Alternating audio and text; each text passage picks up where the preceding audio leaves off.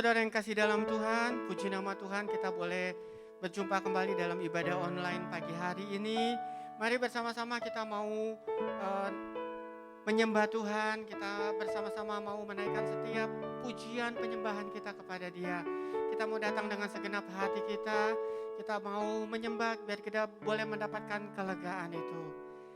Terima kasih Tuhan, kami bersyukur buat segala kasih setia-Mu dalam kehidupan kami.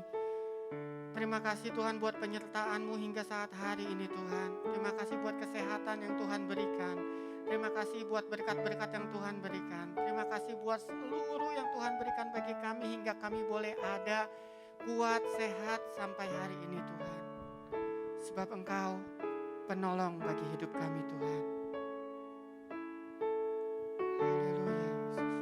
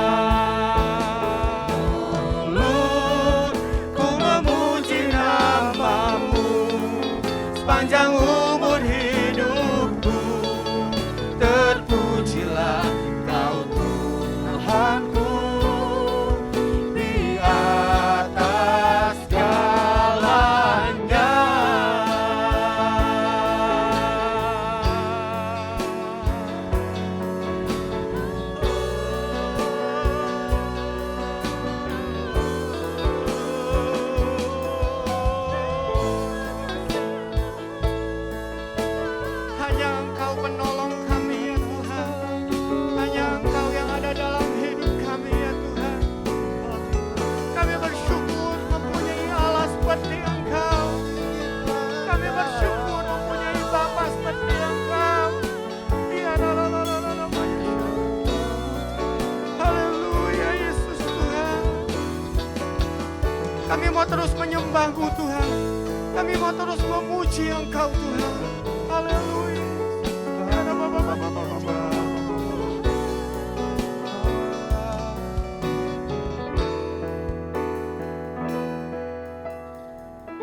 Sembah dan puji penuhi tatamu.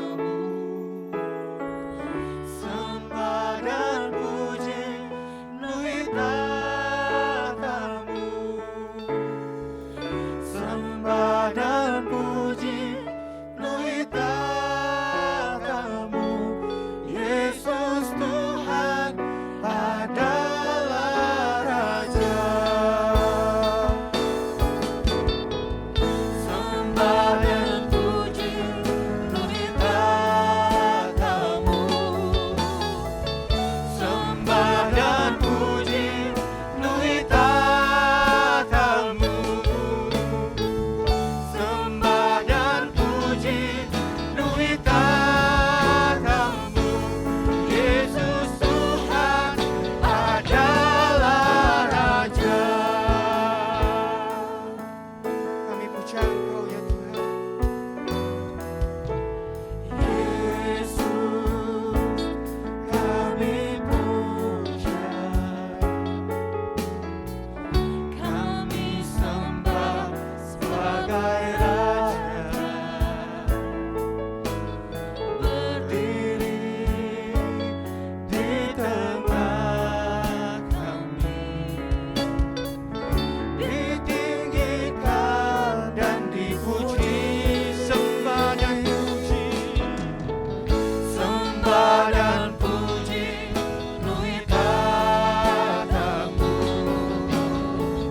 Sembah dan puji penuhi tatamu.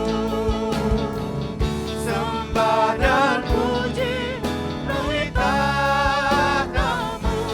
Yesus Tuhan adalah Raja. Sembah dan puji penuhi tatamu. Sembah dan puji penuhi tatamu.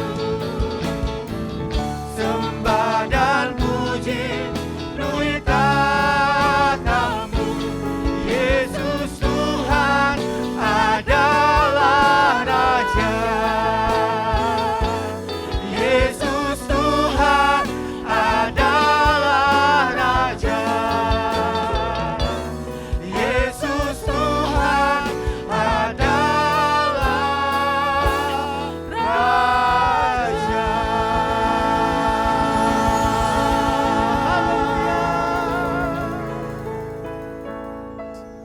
Shalom Bapak Ibu Saudara, puji Tuhan kita boleh jumpa kembali di minggu yang terakhir sekaligus hari terakhir bulan Oktober 2021.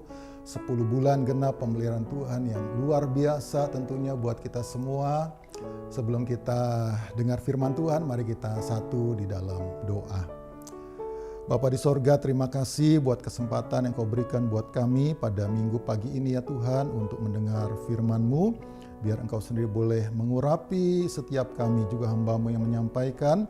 Biar kami semua boleh mendapat berkat dari kebenaran firman Tuhan. Di dalam nama Tuhan Yesus kami bersyukur, berdoa. Mari kita yang siap dengar firman Tuhan sama-sama kita katakan amin. Nah Bapak Ibu, pada pagi ini judul khotbah saya sederhana, sahabat doa.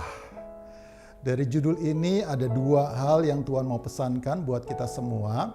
Yang pertama, milikilah sahabat doa. Yang kedua, jadilah sahabat doa yang baik. Kenapa Bapak Ibu? Kalau kita lihat firman Tuhan dari Kisah Para Rasul, Kalau kita ingat pasal yang kedua itu peristiwa Pentakosta, luar biasa, lawatan Roh Kudus di loteng atas Yerusalem. Lalu kemudian Petrus khotbah, 3.000 orang bertobat, lahir gereja mula-mula. Nah, di pasal yang ketiga Alkitab kita mencatat judul perikopnya saja karena waktu ya Bapak Ibu. Petrus menyembuhkan orang lumpuh ketika Petrus dan Yohanes mau sembahyang ke bait Allah. Jam 3 petang ketemu orang yang lumpuh dari sejak lahirnya. Minta-minta sama Petrus Yohanes. Lalu kemudian Petrus katakan di dalam ayat yang ke-6, emas dan perak tidak ada padaku, tapi apa yang kupunyai kuberikan kepadamu, demi nama Yesus Kristus orang Nazaret itu berjalanlah. Si lumpuh itu bangkit berjalan, saudara. Yerusalem geger. Petrus tidak sia-siakan kesempatan beritakan tentang Tuhan Yesus Kristus. Hasilnya, setelah mujizat yang terjadi itu, bukannya Petrus Yohanes mendapat penghargaan, dalam pasal yang keempat justru diperhadapkan kepada mahkamah agama yang tidak suka mereka memberitakan nama Tuhan Yesus Kristus. Nah, karena mujizatnya begitu dahsyat, tidak dapat disangkali, mereka tidak bisa menahan Petrus dan Yohanes, tapi dilepaskan dengan ancaman. Pasal yang keempat ayatnya yang ke-21 dikatakan mereka semakin keras mengancam rasul-rasul itu, tetapi akhirnya melepaskan mereka juga sebab sidang tidak melihat jalan untuk menghukum mereka karena takut akan orang banyak yang memuliakan nama Allah berhubung dengan apa yang telah terjadi. Sebab orang yang disembuhkan oleh mujizat itu sudah lebih dari 40 tahun umurnya. Nah, orang Yahudi percaya setelah 40 tahun Mesias tidak bisa mengalami mujizat lagi. Jadi ini mujizat di atas mujizat, begitu nyata. Jadi Petrus dilepaskan dengan ancaman. Petrus dan Yohanes, dua rasul besar, Bapak Ibu. Petrus itu pemimpin di kalangan para rasul. Yohanes ini murid yang dekat dengan Tuhan, yang dikasihi Tuhan, yang bersandar di dadanya Tuhan Yesus. Nah, apa yang terjadi dengan keduanya setelah mendapat ancaman? Memang ini pengalaman pertama. Nah, ini akan kita lihat yang boleh menjadi pesan Tuhan buat kita semua. Mengapa sih kita harus memiliki sahabat doa? Pasal keempat ayat 23 dikatakan firman Tuhan begini. Sesudah dilepaskan, pergilah Petrus dan Yohanes kepada teman-teman mereka. Lalu mereka menceritakan segala sesuatu yang dikatakan imam-imam kepala dan tua-tua kepada mereka. Ketika teman-teman mereka mendengar hal itu, berserulah mereka bersama-sama kepada Allah. Izinkan saya baca satu perikop ini ya Bapak Ibu buat kita semua. Kepada Allah katanya, ya Tuhan, Engkaulah yang menjadikan langit dan bumi, laut dan segala isinya. Dan oleh Roh Kudus dengan perantaran hamba-Mu Daud Bapa kami, Engkau telah berfirman, mengapa rusuh bangsa-bangsa, mengapa suku-suku bangsa mereka-reka perkara yang sia-sia. Raja-raja dunia bersiap-siap dan para pembesar berkumpul untuk melawan Tuhan dan yang diurapinya.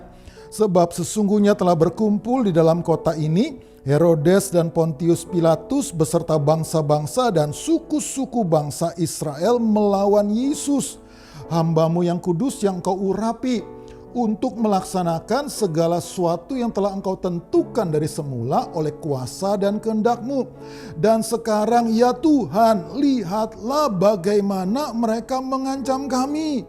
Dan berikanlah kepada hamba-hamba-Mu keberanian untuk memberitakan firman-Mu. Ulurkanlah tangan-Mu untuk menyembuhkan orang, dan adakanlah tanda-tanda dan mujizat-mujizat oleh nama Yesus hamba-Mu yang kudus. Ayat 31 perhatikan Bapak Ibu.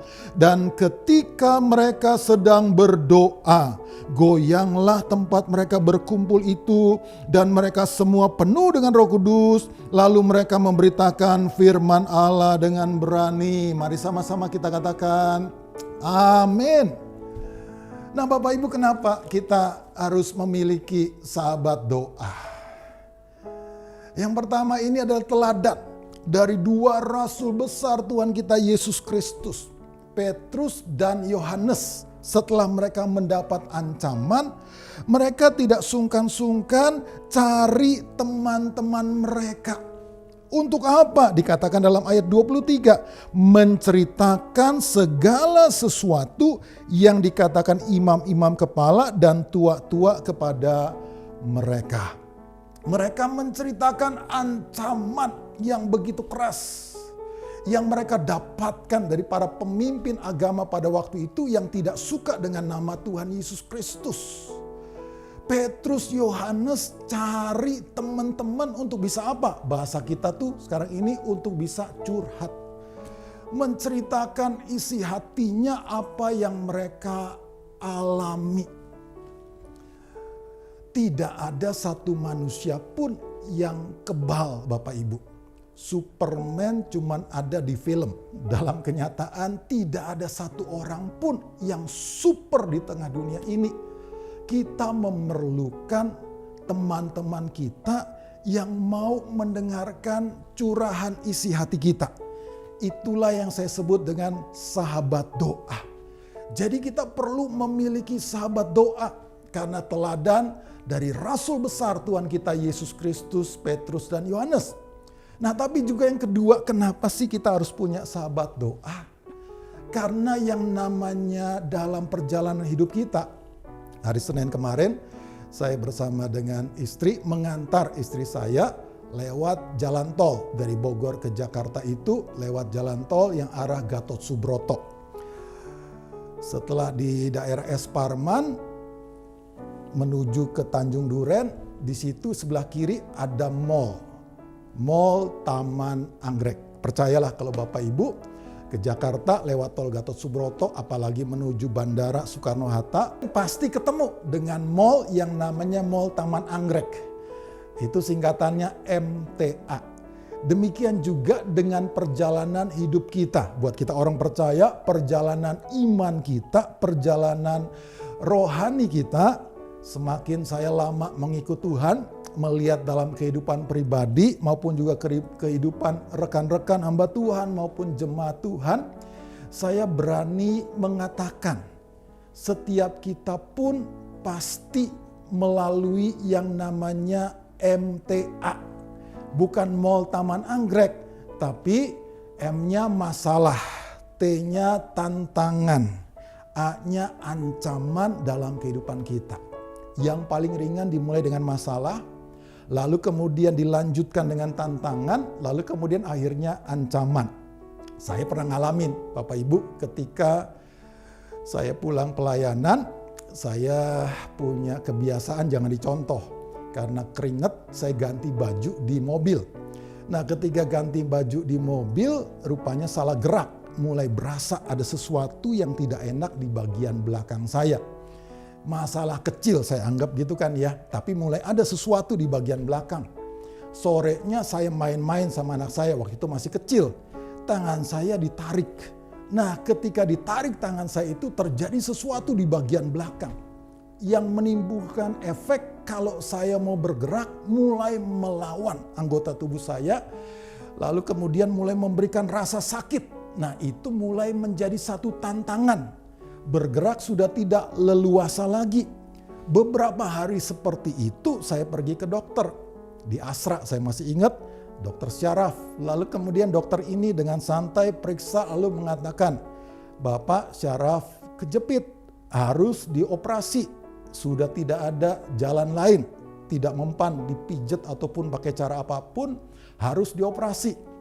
Lalu kemudian dengan embel-embel lagi ditambahkan sama dokter itu, kalau Bapak tidak dioperasi dalam 6 bulan bisa lumpuh. Nah, Bapak Ibu, ini jadi contoh dari satu masalah dia menjadi tantangan lalu kemudian menjadi ancaman. Dalam 6 bulan saya akan lumpuh kalau tidak dioperasi. Nah, ketika itulah saya ingat, tentunya yang paling dekat adalah pasangan hidup kita, istri. Tentunya berdoa, mendukung dalam doa. Lalu kemudian saya mulai berbagi kepada pemimpin rohani saya, gembala saya. Lalu kemudian beliau langsung mendoakan dan menguatkan, banyak orang sudah ditolong oleh Tuhan. Tanpa operasi, mujizat pasti terjadi. Langsung ditumpangin tangan, didoakan, saya ingat. Lalu kemudian karena hamba Tuhan ya saudara ya, untungnya banyak orang-orang yang mendoakan saya. Semua pada ikut mendoakan. Dan puji Tuhan Bapak Ibu Saudara. Mulai dari masalah, tantangan menjadi ancaman, tapi kasih karunia Tuhan. Sampai dengan hari ini, tanpa operasi, saya tidak mengalami kelumpuhan. Puji Tuhan boleh bergerak dengan bebas, dengan leluasa. Itu semua karena tentunya campur tangan Tuhan ajaib, tapi juga karena ada sahabat-sahabat doa yang mendoakan saya senantiasa. Itulah pentingnya Bapak Ibu Saudara, kita memiliki sahabat doa. Karena rasul-rasul besar memberi teladan bahwa mereka juga perlu didoakan. Rasul Paulus, kalau Bapak Ibu rajin baca Alkitab, ini salah satu contohnya saja ya, dari 1 Tesalonika pasalnya yang kelima ayat 25. Rasul Paulus pun minta untuk didoakan oleh jemaat di Tesalonika. Saudara-saudara, doakanlah kami. Tadi Petrus, Yohanes, perlu teman-teman yang mendoakan. Demikian juga dengan Bapak, Ibu, Saudara, dan saya. Tuhan pesankan, miliki sahabat doa. Karena setiap kita tidak tahu waktunya. Puji Tuhan kalau sepanjang hidup kita tidak pernah mengalami masalah, tantangan, dan ancaman. Saya ikut bersyukur bersama dengan Bapak Ibu, tapi kenyataannya yang sering kali saya hadapi, setiap orang percaya entah mengapa Tuhan izinkan mengalami dari mulai masalah, menjadi tantangan, kemudian ancaman. Miliki sahabat doa. Itu yang pertama Bapak Ibu ya. Yang kedua Bapak Ibu, Tuhan pesankan kalau kita sendiri ingin punya sahabat doa, maka yang kedua jadilah sahabat doa yang baik.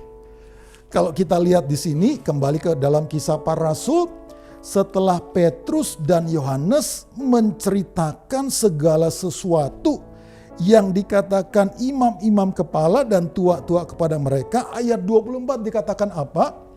Ketika teman-teman mereka mendengar hal itu, apa yang mereka lakukan pertama kali? Berserulah mereka bersama-sama kepada Allah, katanya, "Ya Tuhan," dan seterusnya. Seorang sahabat doa sederhana. Yang pertama, dia mau mendengarkan curahan isi hati saudaranya yang sedang dalam masalah, yang sedang dalam tantangan, yang sedang mengalami ancaman. Hari-hari ini tentunya COVID-19, puji Tuhan sudah mereda, tapi masih tetap adalah ancaman buat sakit penyakit. Lalu kemudian juga krisis ekonomi, kita terus doakan Indonesia, puji Tuhan makin baik. Tapi tetap masih menjadi salah satu ancaman dalam kehidupan kita. Demikian juga dengan masalah rumah tangga, masalah keluarga, belum lagi ditambah dengan bencana alam, belum lagi dengan situasi politik menjelang nanti pemilihan presiden, saudara ya, biasanya makin hari makin bertambah hangat gitu kan ya. Itu juga menjadi ancaman, ada banyak ancaman dalam kehidupan kita. Nah, kita perlu menjadi sahabat doa yang mau mendengarkan saudara-saudara kita yang sedang mengalami masalah, tantangan, dan ancaman. Satu ayat di dalam Yesaya, pasalnya yang ke-50 Perjanjian Lama, ayatnya yang keempat. Tuhan Allah telah memberikan kepadaku lidah seorang murid, supaya dengan perkataan aku dapat memberi semangat baru kepada orang yang letih lesu. Setiap pagi ia mempertajam pendengaranku untuk mendengar seperti seorang murid. Tentunya pertama dengar-dengaran akan firman Tuhan. Tapi juga yang kedua, kita mau belajar untuk mendengarkan apa yang menjadi isi hati dari kekasih-kekasih kita yang sedang dalam masalah, tantangan, dan ancaman. Itulah seorang sahabat doa. Yang pertama dia mau mendengarkan, tapi juga yang kedua namanya sahabat doa. Begitu dia mendengar hasil curhatan dari saudara-saudaranya, sahabat-sahabatnya, yang dilakukan oleh seorang sahabat doa adalah langsung berseru kepada Tuhan di dalam doa. Jangan dibawa ke tempat-tempat lain, itu pokok doa. Langsung disampaikan kepada Tuhan. Ada satu permainan olahraga sebagai penutup ya Bapak Ibu, yaitu permainan voli. Kalau kita bayangkan voli ada 2 regu gitu ya, katakan regu lawan di depan kita yang voli biasa nih ya, bukan voli pantai ya. Ada 6 orang begitu kan ya. Nah ketika bola datang kepada kita, permainan voli itu, bola itu jangan ditangkap Bapak Ibu. Kalau ditangkap itu mati gitu ya. Itu justru kalah. Harus langsung dioper atau kalau nggak dikembalikan atau dioper kepada kawan kita. Itu permainan voli. Nah demikian juga ketika ada masalah, tantangan, ancaman dalam kehidupan kita, ditembakkan oleh musuh, bola itu jangan ditangkap. Segera oper. Nah sahabat doa yang baik, ketika mendapat operan pokok doa, masalah, tantangan, dan ancaman, akan langsung angkat ke atas kepada Tuhan. Dioper kepada Tuhan, lalu kemudian Tuhan pukul balik kepada musuh, Tuhan smash. Maka kita akan mengalami kemenangan. Seperti itu seorang sahabat doa. Jangan sampai ketika mendapat operan, curhatan dari kawan kita, bola masalah, tantangan, ancaman itu kita tangkap. Nah itu justru akan mematikan. Segera kita oper kepada Tuhan. Tuhanlah yang akan menghantam balik kepada musuh kita dan kita mengalami kemenangan. Ayat yang terakhir yang kita baca dalam Kisah Rasul pasalnya yang keempat, inilah yang terjadi ketika kita memiliki sahabat doa dan menjadi sahabat doa yang baik. Dikatakan begini, dan ketika mereka sedang berdoa, belum habis doanya, goyanglah tempat mereka berkumpul itu dan mereka semua penuh Roh Kudus, lalu mereka memberitakan firman Allah dengan berani. Bapak Ibu miliki sahabat doa, jadi sahabat doa yang baik. Pasti kita mengalami lawatan Tuhan dan kita tetap bangkit menjadi saksi Tuhan. Tuhan Yesus memberkati kita semua. Mari kita satu di dalam doa. Bapa di sorga, kami bersyukur buat kebenaran firman-Mu pada minggu pagi ini. Mampukan setiap kami ya Tuhan, anak-anak-Mu, untuk kami boleh memiliki sahabat doa yang kami boleh temukan dalam kebersamaan kami sebagai jemaat, dalam kelompok-kelompok sel kami ya Tuhan.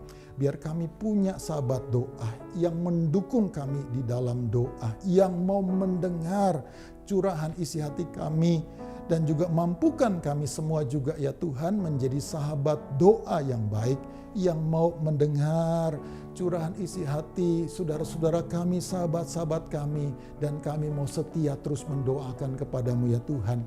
Dan hamba-Mu percaya sebagaimana Petrus, Yohanes dan kawan-kawan mengalami, kami pun akan mengalami lawatan-Mu ya Tuhan. Kami boleh kembali bangkit menjadi saksi-Mu, memberitakan firman-Mu dengan berani. Terima kasih Bapa, Engkau memberkati jemaat-Mu, anak-anak-Mu Tuhan di GBI, Jalan Merak bersama dengan cabang-cabang yang ada. Demikian juga untuk hamba-Mu, gembala kami, Pak Satria bersama dengan Ibu Susan ya Tuhan, bersama dengan segenap gembala-gembala cabang, ranting, pelayan jemaat ya Tuhan. Engkau terus satukan, Engkau terus menguatkan, meneguhkan, melewati masa-masa ini ya Tuhan. Bersama kami boleh mengalami kemenangan daripada-Mu Tuhan, sebagai sahabat-sahabat doa-Mu ya Tuhan. Pakai kami semua ya Tuhan, berkati seluruh jemaat-Mu ya Tuhan.